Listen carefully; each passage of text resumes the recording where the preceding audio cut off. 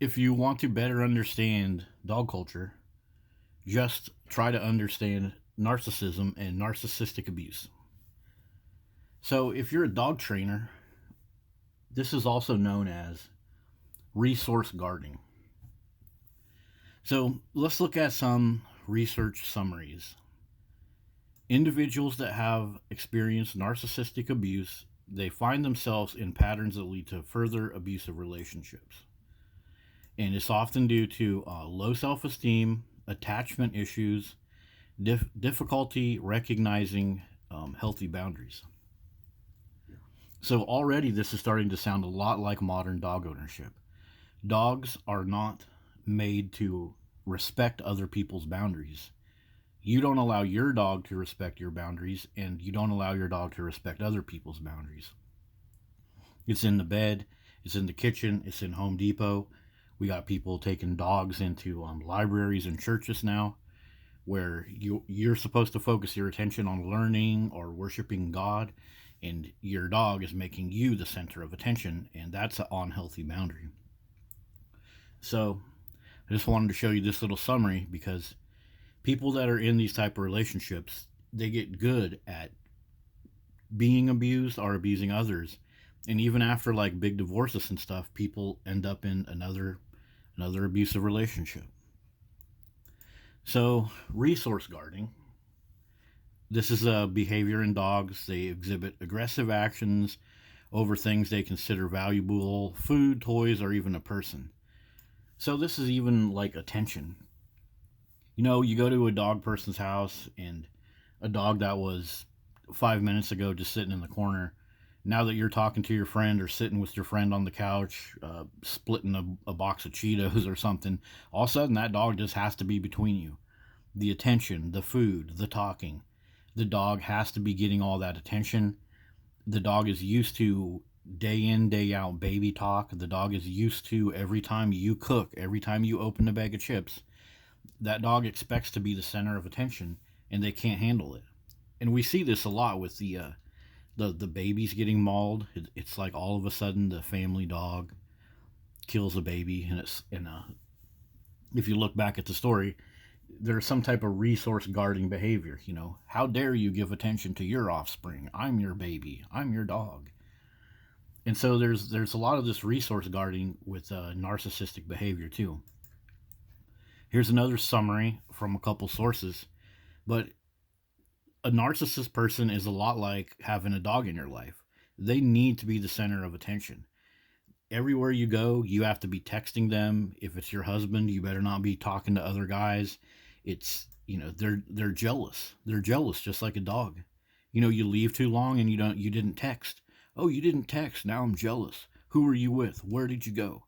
They want constant admiration and control, and it can manifest as all types of stuff. But what the narcissist person trying to do is to regain your focus. It's the same thing with having a freaking dog in your life. It's like go on a date with the person that owns the dog, and they'll probably tell you about their dog before they tell you about what type of motorcycle they like or what type of checkerboard they like to play. And it's all about this fragile self-esteem. Dogs have a fragile self-esteem.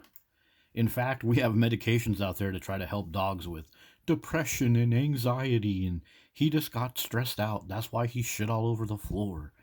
Because they just want to be the freaking center of attention. And part of the reason is because it's just an animal brain. They don't understand that they can go sit down and you can talk to your friend on the phone without jumping in your face. Dogs have a fragile understanding of the world. So if you're giving attention to somebody else, they're going to try and jump in between. And then you constantly reward them for doing that, and you're just making it worse. You're basically training yourself to be a narcissist. So have you ever listened to people talk about they got in a breakup or a divorce and they kept the dog? So this is something I've noticed with women. Several women that I dated a long time ago where things ended positively, they got married. And then it turned out the guy was an absolute douche narcissist. They were together for 5 years and he only worked two. and he got a dog, and it was her job to take care of the dog, and it was her job to help take care of the kids. And all he did was play Xbox, and he made sure that she didn't give any guys attention. She didn't have any male friends, and it was very narcissistic. Well, most of these women I talk to, they have several dogs, and some of them have the dog that their freaking husband forced on them after they got together, because it's like, well, the dog loves me more than him, and he never liked the dog. And that's right. He didn't ever like the dog. The dog was a lever of power that he got so he could control the husband or the wife or the boys or the neighbors, because he could always say, well, the dog wants this. Well, the dog needs this. Oh, we can't go do this because the dog. Oh, we can't fix your car because the vet bill. On and on and on. The dog was the narcissistic lever of power to help that narcissistic person keep control in the relationship. And then when they broke up, the woman ends up keeping the dog because it's like, oh, I feel sorry for the dog. The guy was a douchebag. I'm going to keep the dog. And so she's basically got an entry level version of a narcissist manipulator by keeping the dog, because she's still allowing her resources to be divvied up for the dog before they go to anyone else, including the next guy that she meets, whether he has a dog or not. She's already in a serious relationship with the ex's dog.